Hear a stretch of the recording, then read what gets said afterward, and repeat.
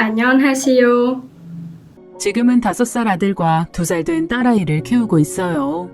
첫째는 유치원에 보내고 둘째는 제가 집에서 보고 있는데요.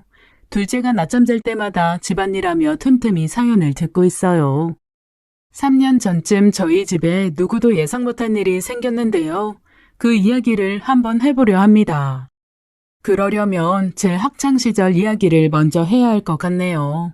제가 중학교 3학년 때 어머니가 암으로 돌아가셔서 외로운 학창시절을 보냈어요. 졸업식과 입학식 때면 돌아가신 엄마 생각이 많이 나서 몰래 눈물을 흘리곤 했어요. 아버지는 제게 잘해주셨지만 직장에 출근을 하셔야 하니 각종 행사에 와주시진 못하셨어요. 어린 나이에도 엄마 없이 자란 아이라서 그늘지다는 이야기를 듣기 싫어 애써 밝은 척을 하며 지냈습니다. 아버지께 걱정 끼치기도 싫었고요.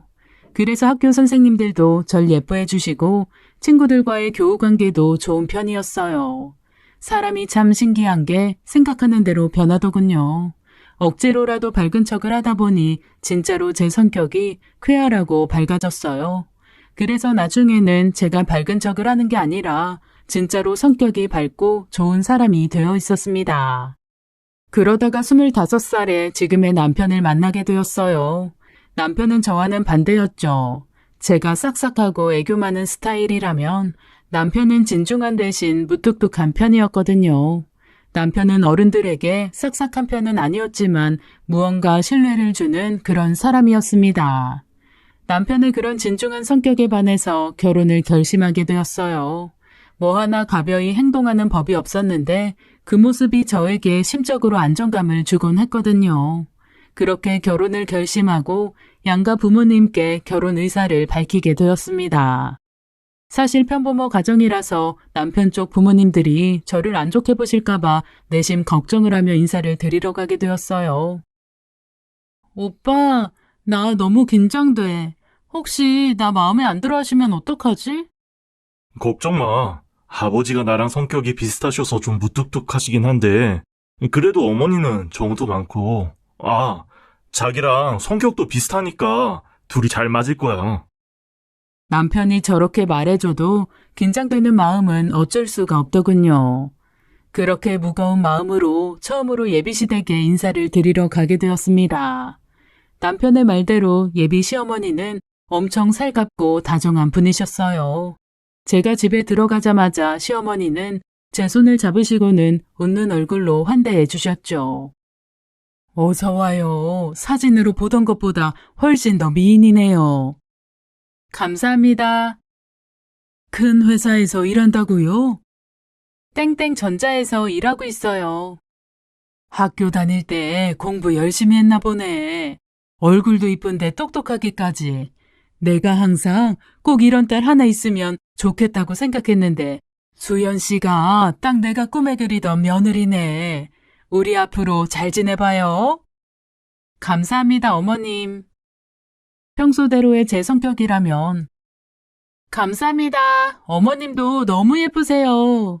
피부가 고우셔서 20살은 더 젊어 보이세요. 라며 애드립을 쳤겠지만 아무래도 어려운 자리다 보니 최대한 조신하게 보이려 말을 아끼게 되더군요. 사실 제가 예비 시댁에 첫인사를 간다고 했을 때 친구들의 조언 때문에 더 얌전히 있었던 것 같아요. 너 이번 주에 시댁 인사가? 밉보일까봐 긴장돼 죽겠어. 그럼 평소 성격대로 행동하지 말고 네, 알겠습니다. 네, 고맙습니다. 이것만 하고 와. 괜히 가서 깨방정 떨어서 점수 깎이지 말고. 깨방정은 무슨? 나 그런 사람 아니거든? 너 너무 무방비로 사람한테 다가가는 성격이라 걱정된다. 그게 왜? 시자는 시자야. 내가 우리 시어머니 얘기했었지?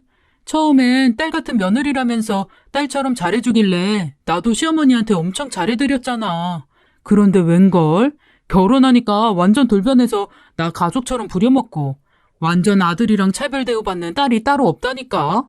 게다가 시어머니가 남아 선호 사상은 어찌나 강한지 여자인 나만 죽어라 주방일 시킨다. 괜히 딸 같은 며느리가 아니었어. 딸처럼 편하게 부려먹으려고 딸 같은 며느리라고 하신 듯. 내가 아주 시댁에 가면 손에 물 마를 날이 없어. 지은이 말 새겨들어. 나도 우리 시어머니랑 잘 지내려고 마음 열고 다가갔다가 상처받았잖아. 나 이번에 둘째 낳고 몸조리 하는데 시어머니가 와서 뭐라는 줄 아니? 남편 밥 안 챙겨주고 누워있다고 자기 아들 몸 상하면 어쩌냐고 한 걱정 하고 가시더라. 그럼 나더러 몸조리 하지 말고 남편 밥 차리라는 거야 뭐야? 하여간 그놈의 밥밥밥. 아주 누가 보면 우리 남편 팔다리 없는 줄 알겠어. 아무튼 너도 괜히 경계심 풀고 다가갔다가 나처럼 마음 다치지 말고 적정거리 더. 네 성격 아니까 우리가 다 걱정이다.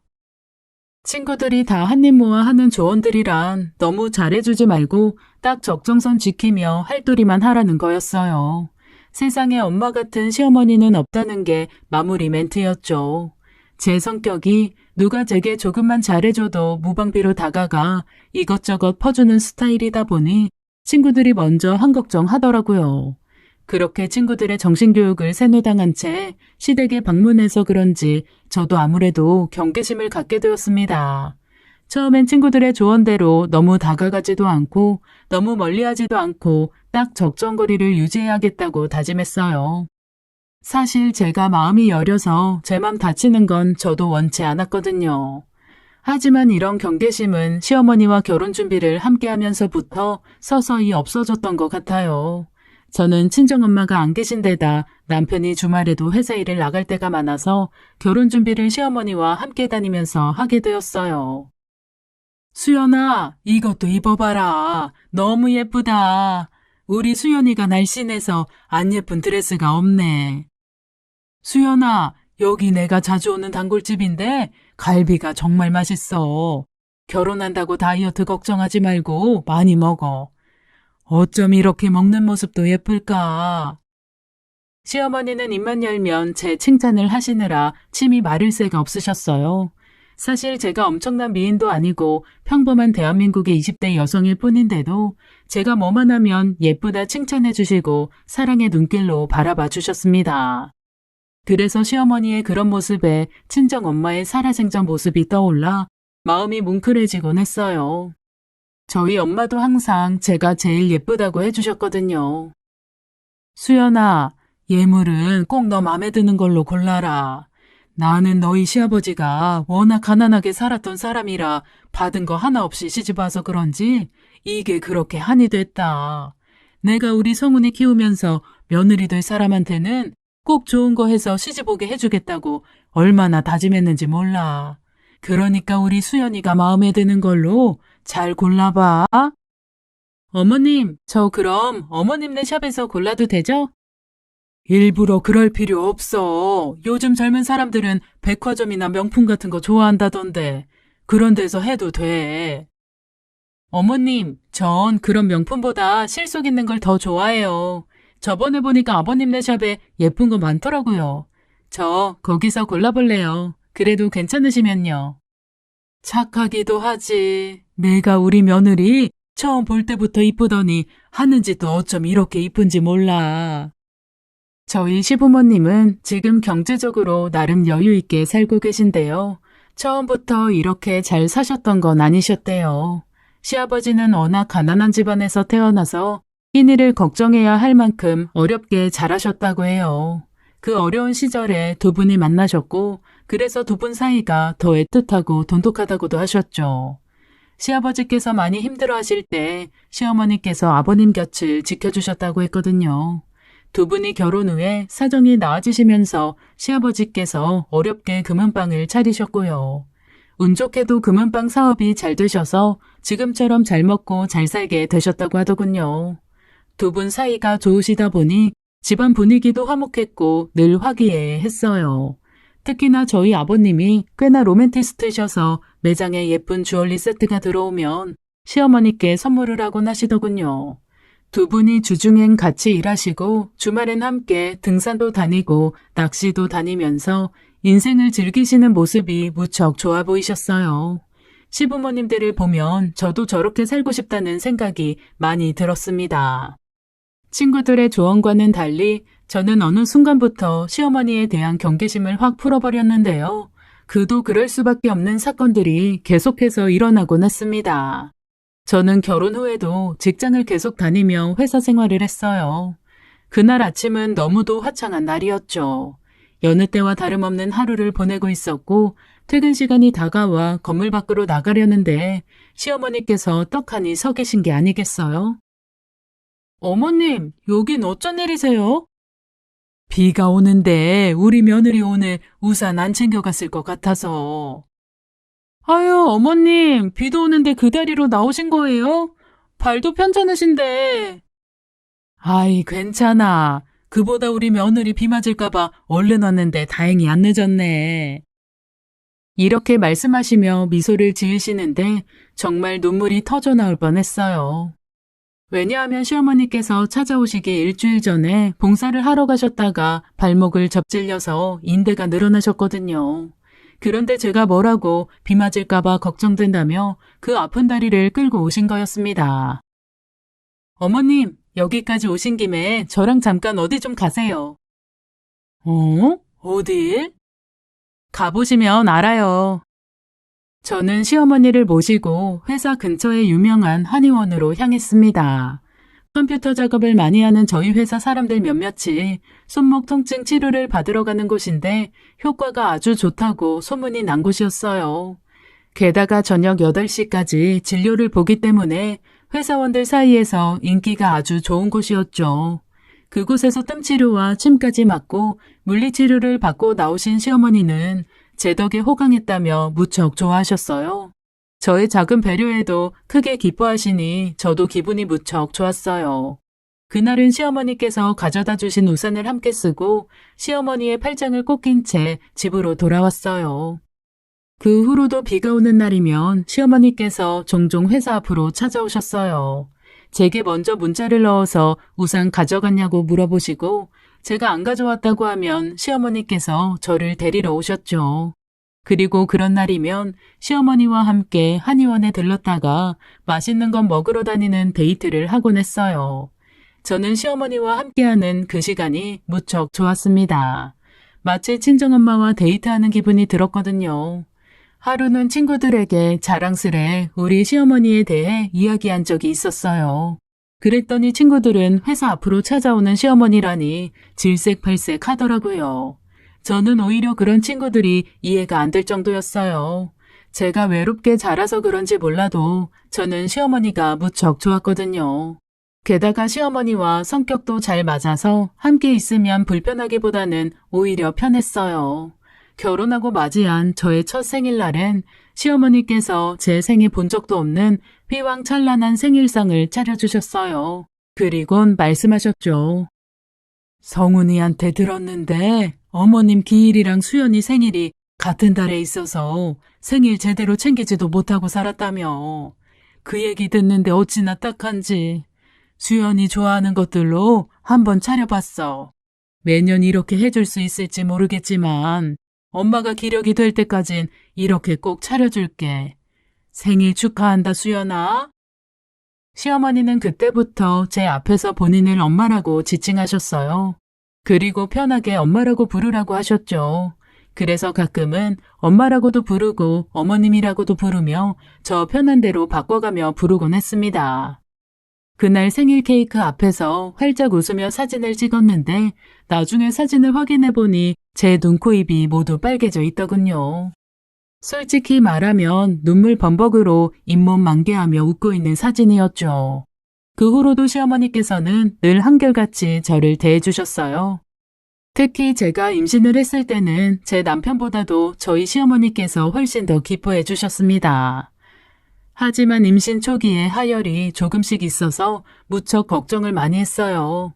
시어머니께 말씀드리니 하혈에 연근이 좋다고 연근조림 연근칩, 연근을 말려서 손수 가루까지 내셔서 가지고 오셨더라고요. 얼마나 정성스럽게 싸우셨는지 너무 감사했어요. 하지만 입덧 때문에 거의 먹질 못해서 어머님께 너무 죄송했죠. 그래도 저 대신 남편이 많이 먹어주어서 그나마 마음의 짐을 좀 덜었었네요. 임신하고 처음에 조심스러워서 주변에 알리시지 않으시다가 임신 3개월이 지나가니 남편 쪽 친척들에게 전화를 돌리시더라고요. 장장 3-4시간에 걸쳐서요.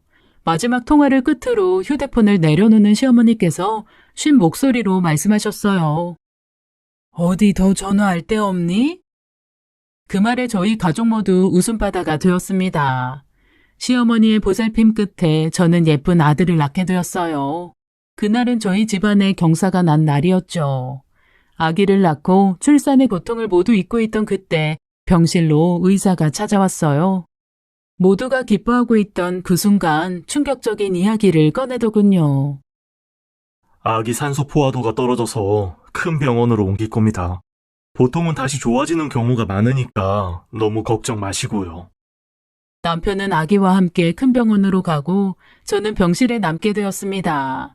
아기를 낳자마자 이런 일이 생기니 너무 황당하고 걱정되고 불안했어요.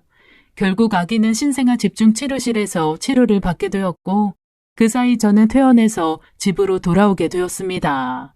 그리고 시어머니는 매일매일 제게 미역국을 끓여주셨어요. 수연아, 먹기 싫어도 밥 많이 먹어야 돼. 그래야 젖도 잘 돌고 아기한테 초유도 가져다 주지. 그럼 아기도 금방 나을 수 있어. 얼른 먹어. 그렇게 눈물을 삼키며 시어머니께서 차려주신 따뜻한 밥을 우걱우걱 먹었습니다. 그렇게 지낸 지 열흘 정도 되었을 때 시어머니 말씀대로 아기 상태가 좋아져서 집으로 데리고 올 수 있게 되었어요. 원래 들어가기로 했던 조리원을 취소한 터라 저는 집에서 아기를 돌보며 산후조리를 하게 되었습니다. 이때도 역시나 시어머니께서 제 옆에 있어 주셨어요. 아기 목욕시키는 것부터 밥 차려주시는 것까지 전부 다 해주셨죠. 그게 얼마나 힘든 일인 줄 알기에 지금 다시 생각해도 너무나 감사한 마음이 드네요. 그렇게 시어머니를 겪다 보니 세상에 이렇게 좋은 분은 두 번 다시 없겠구나 싶을 정도였어요. 그래서 점점 시어머니를 믿고 따르게 되었죠. 평소 성품도 좋으셔서 주변에 늘 사람이 모이더군요. 시어머니의 얼굴은 언제나 밝았고 행복해 보이셨어요. 그 사건이 일어나기 전까지는요. 처음엔 시어머니의 지나가는 말로 시작되었습니다. 요즘은 너희 시아버지가 아무것도 안 가져오네. 예전엔 1년에 한두 번씩은 목걸이 팔찌 들고 오더니 금고에 돈도 좀 비는 것 같고. 혹시 요즘 장사가 좀 어려운 거 아니에요? 손님들도 예전이랑 다를 바 없이 오던데 이상하네. 요즘 경기가 안 좋아서 그럴 수도 있어요. 지금까지 이런 적이 없었는데 요새는 주말에도 꼭 일 나가고 그러네. 그렇게 말씀하시는데 시어머니의 얼굴에 어딘지 모를 걱정과 그늘이 보였어요. 그리고 한 달 정도 시간이 지났을 무렵 시어머니를 찾아뵈었는데 뭔가 불안해하고 초조해 보이는 모습이셨어요. 어머님, 요새 무슨 일 있으세요? 아니다, 아무것도. 아무것도 아닌 게 아닌데요, 뭘. 어머님 요새 무슨 걱정거리 있는 사람처럼 안색이 안 좋으세요. 저한테 말씀해보세요. 내가 이런 걸 어디다 말할 수도 없고 내가 정말 속이 답답해 죽겠다. 정말 창피해서 며느리인 너한테 말하기도 좀 그래. 어머님, 저한테 맨날 딸이라고 부르시면서 이럴 때만 며느리예요? 저 섭섭해요. 그냥 맘 편히 딸이라 생각하고 이야기해보세요. 제가 다른 건 몰라도 얘기 들어주는 건 진짜 잘하거든요. 그래, 도저히 답답해서 안 되겠다. 나만 혼자 끙끙 앓는다고 문제가 해결되는 것도 아니고. 그게 사실은 너희 시아버지가 바람이 난 것 같다. 네? 아버님이요? 아버님 집이랑 가게만 왔다 갔다 하셔서 바람 피우실 시간도 없어 보이는데. 아버님이 바람을 피운다뇨. 어머님, 증거는 있으세요? 그럼 증거 있지. 내 눈이 증거다. 내가 다 봤다니까. 도대체 뭘 보셨는데요? 내가 한 달 전쯤에 돈이 자꾸 비는 것 같다고 얘기한 거 기억나니? 아마 그때부터인 것 같구나. 내가 뭔가 이상해서 오랜만에 가게에 나갔는데 글쎄 너희 시아버지가 웬 여자 손을 꼭 붙잡고 있는 게 아니겠니? 아버님이요? 진짜 아버님이 그랬다고요? 그렇다니까. 생전 그런 일 없던 양반이 나 아닌 다른 여자 앞에서 그렇게 다정한 모습 보이는 건 처음 봤다. 그런데 그게 다가 아니었어. 글쎄 그 양반이 그 여자한테 웬 봉투를 주더라니까. 아무리 봐도 돈 봉투인 것 같더라고. 그것도 아주 두툼한 게 돈 꽤나 들었을 거다. 아니, 어떻게 그런... 아버님이 왜... 나도 너무 황당해서 몰래 숨어서 지켜보다가 심장이 너무 뛰어서 그 자리에 주저앉아 버렸어. 이러다 사람이 쓰러지겠다 싶더라고. 그렇게 앉아있는데 그 여자가 나오더구나. 그래서 얼른 일어나서 그 여자 뒤를 따라갔지. 새파랗게 젊은 여잔데 집이 너희 시아버지 가게에서 한 10분 떨어진 주택가더구나. 1층 다세대 주택으로 들어가는데 애들도 있는 모양인지 애들 소리도 나더라고.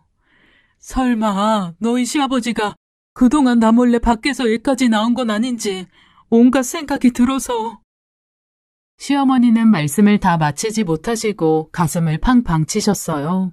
그동안 얼마나 혼자서 걱정을 많이 하셨을지 생각하니 제 마음이 다 아프더군요. 어머님, 일단 진정하세요. 그 후로도 아버님이 그 여자를 만나던가요? 혹시 밖에서 만났다던가 아버님이 그 여자네 집에 들어가는 걸 봤다던가요? 아니, 그런 건 아닌데 주말마다 검은 봉다리를 들고 찾아오는 것 같더라고. 그런데 그 여자만 가면 이 양반이 그 여자 손을 그렇게 쓰다듬는 거야. 이걸 어쩌면 좋니? 어머님, 오늘부터 저랑 같이 움직여요. 진상조사 해봐야죠. 누가 뭐래도 전 어머님 편이에요. 제 맘 아시죠? 그래, 고맙다. 근데 뭐부터 어떻게 해야 되니? 정면 돌파해야죠. 불륜이 확실하다고 생각될 때 현장 덮쳐야죠. 그리고 돌아오는 주말에 저와 시어머니는 선글라스를 끼고 스카프로 얼굴을 반쯤 가린 채 아버님 가게 근처를 맴돌았습니다. 그 여자가 또 언제 나타날지 모르니 경계를 게을리하지 않았죠. 아버님 가게도 거의 마칠 시간이 다가오고 있는데도 그 여자가 나타나지 않아 오늘은 허탕이구나 생각하는 그 순간 그 여자가 나타나더군요. 이번에도 검은 봉다리를 들고 이번엔 애들까지 데리고요. 저와 시어머니는 밖에서 안을 몰래 들여다보았어요. 어머님 말씀대로 새파랗게 어린 그 여자가 가게로 들어가니 아버님은 뭐가 좋으신지 입이 해불쭉해지시더라고요. 어머님은 제 손을 꼭 잡으시는데 어머님의 손이 떨리는 게 느껴져서 아버님이 너무 미워질 지경이었습니다. 아버님은 그 여자가 데려온 아이들을 안아주더니 잠시 후 그 여자를 안더군요. 이상가족 상봉이라도 되는 듯 아주 눈물겨운 장면이 연출되고 있었어요. 평소 가정에 충실하고 자상한 아버님을 늘 존경해왔던지라 아버님에 대한 배신감은 이루 말할 수가 없었어요. 충격에 사로잡힌 그때 갑작스런 괴성이 들려왔어요. 그동안 유리창 밖에서 지켜보시기만 했던 어머님이 이성을 잃고 가게 안으로 뛰쳐 들어가신 거였죠. 그리고는 냅다 그 여자의 머리채를 잡고 빙빙 돌리셨어요. 어머님의 작은 체구에서 어떻게 저런 힘이 있는 건지 감탄이 절로 나왔죠. 저는 어머님의 고개 같은 모습에 혼이 빠져 있다가 얼른 정신을 차리고 가게 안으로 들어갔어요. 아버님은 어머님을 그 여자에게서 떼어놓으려 안간힘을 쓰셨어요. 저도 가만히 보고 있을 수만은 없었어요. 저는 어머님과 그 여자가 떨어질 때까지 그 여자가 어머님 몸에 손을 못 대게 방어를 하고 있었습니다. 순식간에 그곳은 전쟁터가 되어 아이들의 울음소리와 여자들의 괴성으로 요동쳤어요. 아버님의 노고에 한몸이던 두 사람은 분리되었고 그 틈을 타 아버님이 소리치셨습니다. 이게 못들하는 짓이야? 그리고 그 짧은 순간 어머님은 그 여자가 들고 왔던 검은 봉다리를 아버님을 향해 냅다 던지셨어요. 매주 들고 오는 저 검은 봉다리가 뭘까 엄청 궁금했는데 한눈에 알 수 있었습니다. 아버님은 떡볶이 범벅이 된 채 떡볶이가 되시고 말았어요. 곧이어 분노에 찬 시어머니의 목소리가 들려왔죠. 당신이 나한테 어떻게 이럴 수 있어? 당신이랑 저 여자 무슨 사이야? 설마 둘이 나 모르게 애까지 낳고 살고 있던 거야? 뭐? 당신 미쳤어? 미친 건 당신이지. 그 나이 돼서 배부르고 등 따시니까 다른 여자 생각났니? 당신, 이게 무슨 추태야? 그 입 다물지 못해? 영재 엄마, 괜찮아요? 어서 일어나봐요. 아버님은 시어머니보다 그 여자를 더 챙기며 안절부절 못하시더군요. 저도 보다 못해 아버님께 한마디 했습니다. 아버님, 어떻게 어머님 같은 분을 두고 이러실 수가 있어요? 자식 며느리 보기 부끄럽지도 않으세요? 너까지 이게 무슨 짓이냐? 도대체 무슨 상상들을 하는 거야? 도대체 아버님이랑 저 여자랑 무슨 사이신데요? 니들이 생각하는 그런 사이 아니다. 도대체 네 시아버지를 어떻게 생각하는 거냐? 시아버지는 그 여자분 앞에서 어쩔 줄 몰라 하며 저희에겐 결코 바람 피운 게 아니라고 항변하셨어요. 일어나자마자 울고 있는 아이들을 먼저 챙기던 그 여자가 처음으로 입을 열더군요. 사장님, 제가 다 말씀드릴게요. 아니, 그래도... 괜찮아요. 걱정 마세요. 안녕하세요. 이미숙이라고 합니다. 저랑 사장님이랑 특별한 인연으로 만나왔어요. 그런데 두 분이 생각하시는 그런 사이 결코 아니에요. 먼저 오해하게 해드렸다면 죄송합니다. 죄송이고 나발이고 사람이 말을 알아들을 수 있게 해야지. 특별한 인연이라니 그게 무슨 소리예요? 사장님은 제게 은인 같은 분이세요. 그래서 주말이면 찾아와서 인사드리러 오는 거고요. 사실은 그렇게 시작된 그 여자의 이야기는 이랬습니다. 한 달 전쯤의 일이었대요. 아버님의 금은방에 한 여자가 들어왔다더군요. 아이 둘을 데리고서 무척 지친 기색으로 아버님 앞에 서 있었대요. 그리고는 가방을 한참을 뒤지다가 보석 상자를 앞으로 내밀더랍니다. 머뭇거리던 그 여자는 이렇게 말했대요. 이걸 팔면 얼마나 받을 수 있나요? 어디 보자. 아주 오래된 반지네요. 네, 돌아가신 저희 엄마께서 물려주신 거거든요. 그럼 아주 소중한 거겠네요. 그런데 이걸 왜 파시려는 거예요?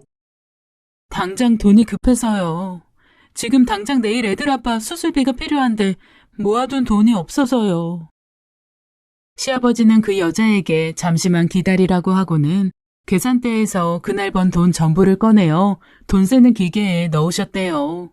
그리고는 그 반지의 가치보다도 더 많은 돈을 꺼내어 주었다더군요. 그 여자는 그날 오전 남편의 교통사고 소식을 듣게 되었대요. 남편은 오토바이 배달부였는데 낡은 오토바이 타이어가 터지면서 사고가 났다고 했습니다. 밖에서 일하고 있던 여자에게 전화가 왔고 여자는 그 길로 병원으로 달려갔다더군요. 그리고 남편의 소식을 알게 된 거였죠. 그리고 많은 돈이 필요하다는 것도요. 그래서 그날 아버님의 금은방에 오게 된 거라고 했습니다. 사정을 들으신 시아버지는 그 여자분께 필요한 수술비를 묻고 그날 당장 도와줄 수 있는 만큼의 돈을 꺼내주며 말씀하셨대요. 오늘은 이것뿐이네요. 이자 없이 빌려줄 테니 모자른 수술비는 다음 주말에 오시면 빌려드릴게요. 그리고 이 반지는 제가 계속 보관하고 있을 테니 꼭 다시 찾으러 오세요.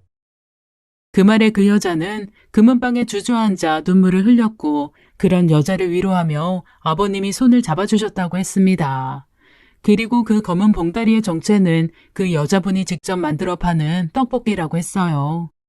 아버님께 해드릴 수 있는 게 자신이 만들어 파는 떡볶이를 싸우는 것뿐이어서 매주 주말이면 떡볶이를 들고 찾아온 거라고 했죠. 그것도 모르고 저와 어머님의 상상력 때문에 일을 치르고 만 거였어요. 모든 이야기가 끝이 나자 금은방엔 정적이 흘렀고 잠시 후 신음소리에 모두가 동시에 한 곳을 응시했어요. 어머님이 긴장이 풀리셨는지 바닥에 주저앉으셨고 배를 움켜쥐고 쓰러지신 거였죠. 어머님, 정신 차리세요. 어머님! 여보, 왜 이래? 여보, 정신 차려! 어머님이 거의 혼절하다시피 하셔서 저희는 구급차를 타고 응급실로 달려갔어요. 응급실에 가자마자 피검사와 소변 검사를 하게 되었고 어머님 몸엔 수액이 들어갈 바늘이 꽂히게 되었죠. 의사는 너무 스트레스 받으셔서 긴장이 풀리셔서 그럴 수도 있고 아니면 다른 것 때문일 수도 있으니 일단 검사 결과 나오는 것 보고 이야기하자더군요. 응급실에 도착해서 어머님은 정신을 좀 차리시긴 했는데 어지럼증을 호소하고 구토 증세까지 보이셔서 무척 걱정이 되었습니다. 사실 저희 어머니께서 예전에 병으로 돌아가실 때 그런 증세를 보였던 게 떠올라 덜컥 겁이 났습니다. 멀쩡하게 건강하게 사시던 어느 날 갑자기 쓰러지고 구토까지 하시다가 결국엔 오랜 병상 생활 끝에 돌아가셨거든요. 설마 아니겠지 하면서도 마음 한켠이 불안해져 왔어요. 아버님, 어머님 건강검진은 꾸준히 받고 계시죠? 건강검진? 거의 매년 하고 있지. 별다른 이상은 없으셨고요? 역류성 식도염 있는 거 말고는 다 괜찮다고 그랬었는데, 왜? 아니, 그냥요. 좀 걱정이 돼서요. 괜찮을 테니, 우리 기다려보자. 아버님, 오늘 정말 죄송했어요. 평소 아버님 생각하면 절대로 그럴 분 아니신 거 아는데도 눈앞에서 그런 모습 보니 괜히 제가 오해했어요.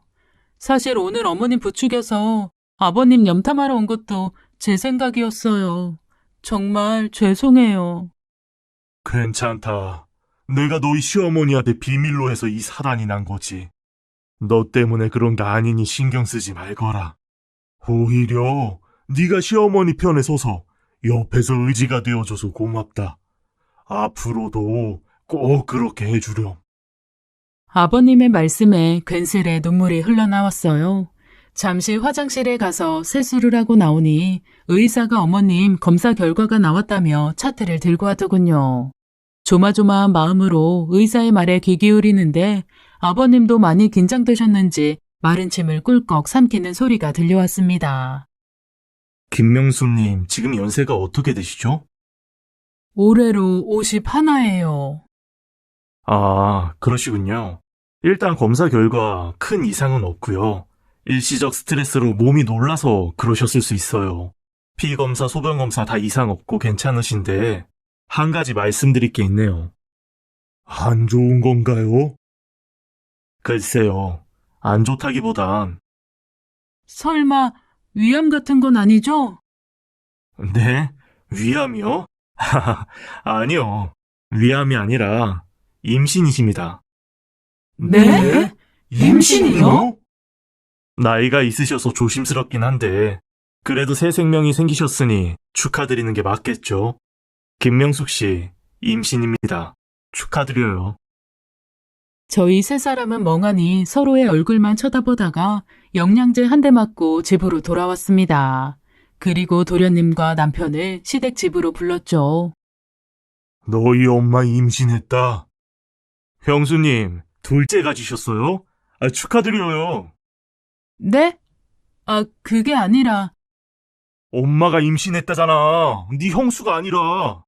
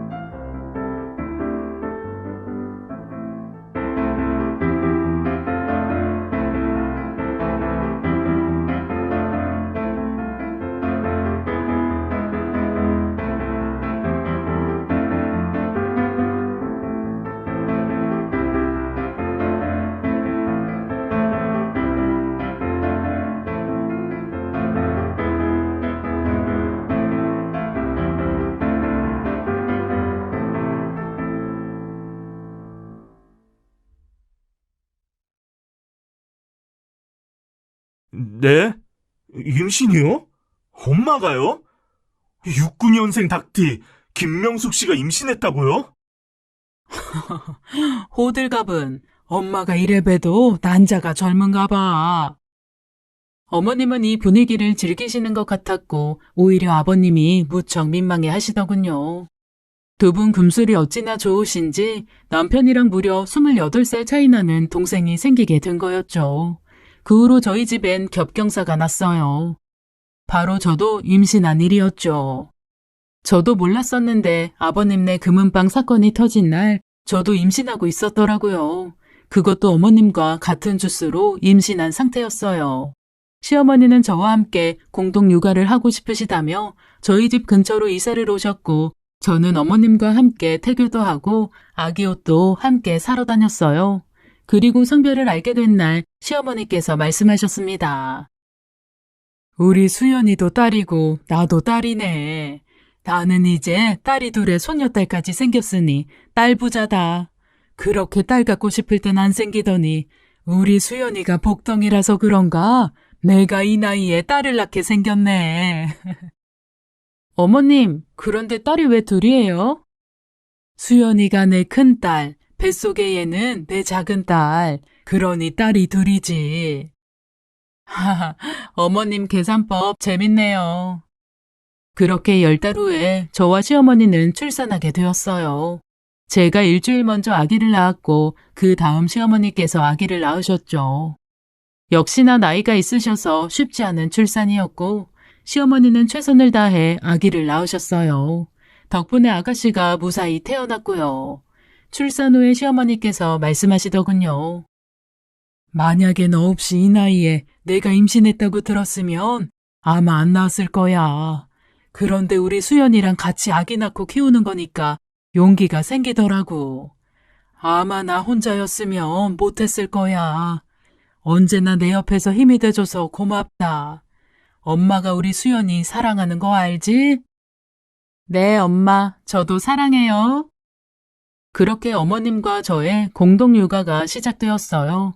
저희 가족의 진풍경에 도련님과 제 친구들은 혀를 내둘렀지만 어머님과 저의 돈독함을 몰라서 하는 행동이었죠. 그리고 지난 5월 가정의 달에 있었던 일입니다. 남편과 나가려고 채비를 하는데 시어머니께서 오셨더라고요. 어머님, 갑자기 웬일이세요? 저희 지금 나가봐야 하는데. 같이 가려고 왔지. 오랜만에 사돈 어른도 좀 뵐 겸. 그렇게 시부모님과 함께 향한 곳은 저희 엄마가 계신 추모 공원이었어요. 엄마, 오늘은 우리 시부모님도 같이 왔어요. 그동안 잘 계셨죠? 수연이 덕분에 제가 셋째까지 출산했어요. 귀한 딸 주셔서 감사하다고 인사드리러 왔어요.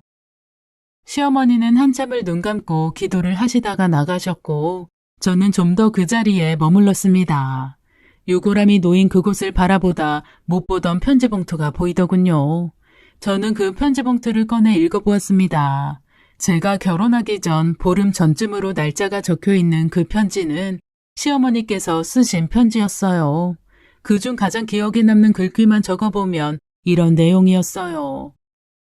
당신이 살아계실 적 가장 소중했을 딸을 내 며느리로 주셔서 감사합니다. 수연이를 내 딸처럼 사랑하고 예뻐하고 아껴줄 테니 너무 걱정 마세요.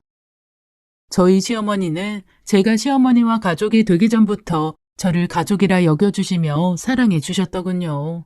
지금도 저 편지 내용처럼 저를 아끼고 사랑하고 예뻐해 주시고요. 저는 핸드백에서 볼펜과 포스트잇을 꺼내어 글을 적어 내려갔어요. 엄마, 나 지금 너무 행복해요. 남편이랑 시부모님이 꼭 엄마가 보내준 천사들 같아. 앞으로도 지금처럼 우리 가족 지켜주세요. 사랑해요. 그 쪽지를 안에 넣어놓고 나니 시어머니가 저를 부르더군요. 아이스 커피 뽑아놨다고 마시라고요. 이제는 둘째가 벌써 2살이 되었습니다. 아가씨도 2살이 되었고요. 어머님은 연세가 있으셔서 육아가 힘드신 모양이에요. 어머님, 아파트 단지에 땡땡 어린이집이 인기가 많은 모양이에요. 거기에 지금부터 대기 걸어놔야 내년에 들어갈 수 있다는데요? 그래? 그렇게 오래 기다려야 된대? 네. 어머님 핸드폰 줘보세요. 제가 대기 걸어놓는 법 알려드릴게요. 그래, 고맙다. 나 혼자 있으면 할 줄도 몰라서 핸드폰만 몇 시간이고 붙들고 있었을 텐데. 네가 옆에 있으니까 이렇게 든든할 수가 없어. 저도요. 어머님이 옆에 있어서 든든해요. 아참, 어머님이 쓰러지셨던 그날 아버님이 문도 안 잠그고 나오시는 바람에 그 여자분이 아버님 오실 때까지 아이들이랑 금은방을 지키고 있으셨대요. 나중에 아버님께 듣고 깜짝 놀랐네요. 나쁜 마음 먹었으면 귀금속들 다 들고 도망갈 수도 있었을 텐데 아버님이 오실 때까지 기다리고 있었다니 그분도 마음씨가 착한 사람이었나 봅니다. 나중에 어머님이 그 여자분의 남편 병원에 병문안을 다녀오셨고 그 여자분께 미안하다고 사과도 제대로 하셨다고 해요. 그 여자분의 남편분은 수술 잘 받으셔서 퇴원하셨고요. 나중에 저희 아버님께 감사 인사 드리러 왔더라고요. 그리고 아버님이 빌려주신 돈도 매달 30만 원씩 갚아나가고 있다는 얘기도 들었어요. 그 인연으로 지금껏 서로 왕래하며 지내고 있어요. 그리고 그 여자분의 남편분께 아버님께서 직장을 소개시켜 주셔서 그곳에서 일을 배우고 있다고 들었습니다. 세공 쪽 일인데 그분이 나름 손재주가 좋아서 재미 붙여 일하고 계시다더군요. 저는 저희 시부모님을 보면서 배우는 게 참 많아요. 베풀며 사는 인생이 얼마나 아름다운지 보고 배우는 게 많답니다. 저도 꼭 저희 시부모님 같은 어른이 되고 싶네요. 제 이야기는 여기까지입니다. 긴 사연 들어주셔서 감사해요. 지금까지 사연 읽어주는 남녀였습니다. 끝까지 함께 해주신 여러분 감사드리며 저는 다음 사연으로 돌아올게요. 안녕하세요.